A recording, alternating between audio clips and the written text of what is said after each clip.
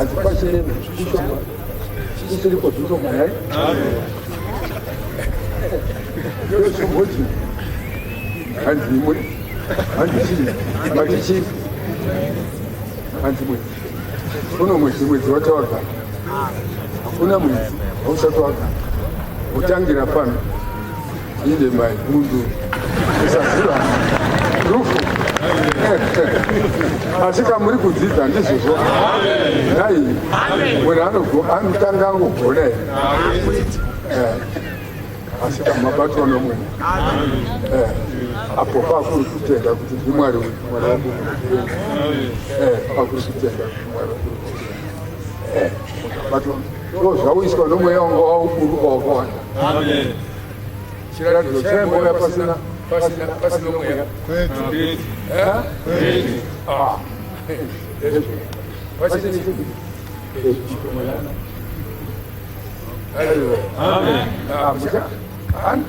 mudzidzisi panje ndiri kudenga ndakati ndiri kudenga ndiri pai eta shamwari yangu Lord ndijesu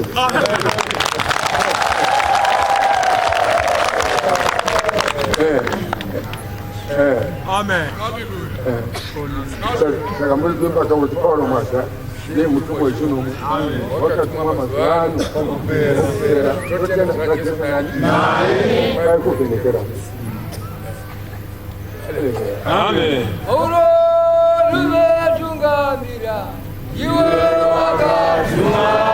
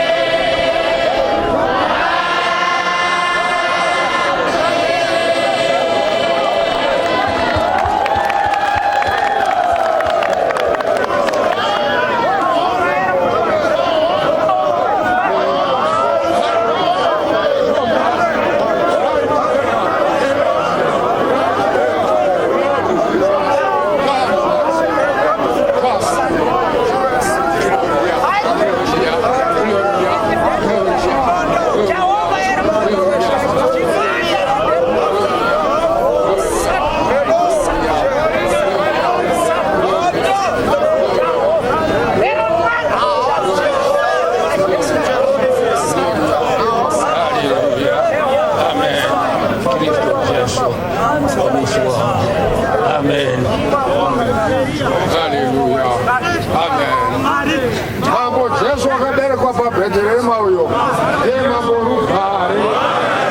Nilota huyo ulonge mambo rukari. Amen. Amen. Amen. Kutenda wona. Kutenda wona.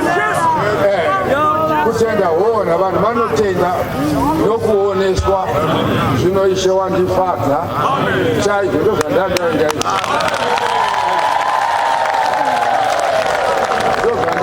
izvozvo handakudosita ritiriti ndovata hangu nguva inei handiti ndenhasi wandauya zvino ndauya nazvo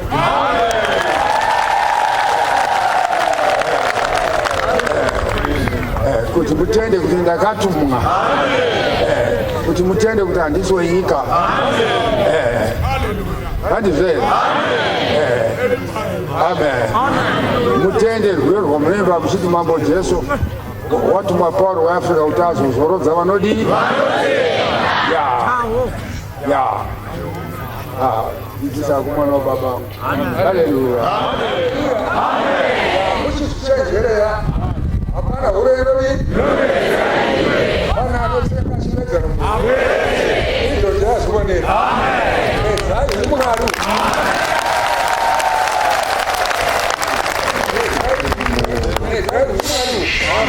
ndowamakazvarirwa asina kuvharirwa vanongoya vanongouda imunouda ndozvamakazvarirwa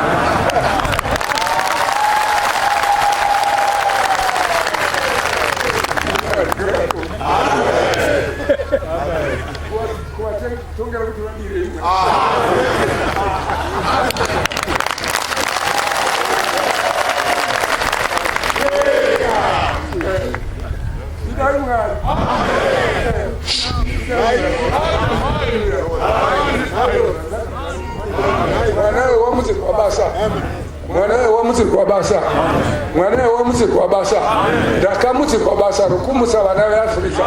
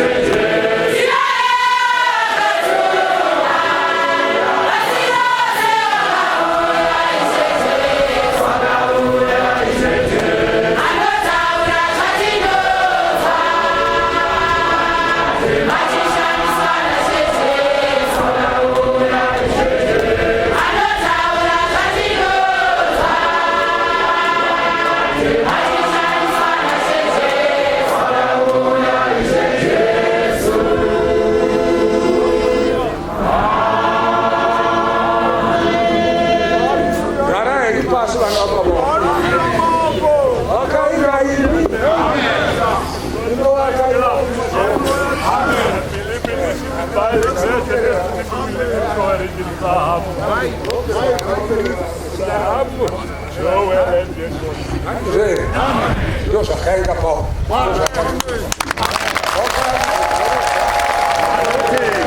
Paulo ni mazorose. Ngatemana vanhu vashe. Vanotenda kuvarungu nokuva havasi kuzorodzwa here. Havasi kukumbira zvavanoda musana Jesu kuti mapauro mazvavamuka uzozodza vanotenda here. Ko zvino inofanira kwate. Aingofara kwako. Chokwadi ingofara kwako. Parai vana vapapa. Parai nokufara kukuru. Africa,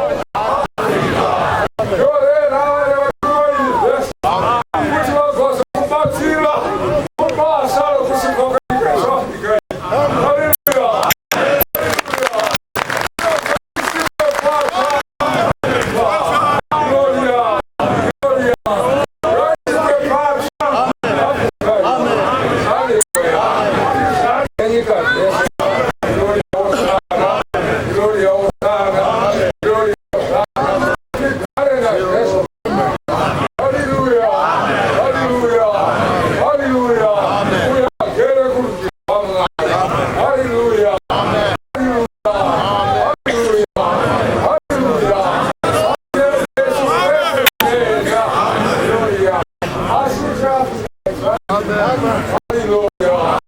Hallelujah.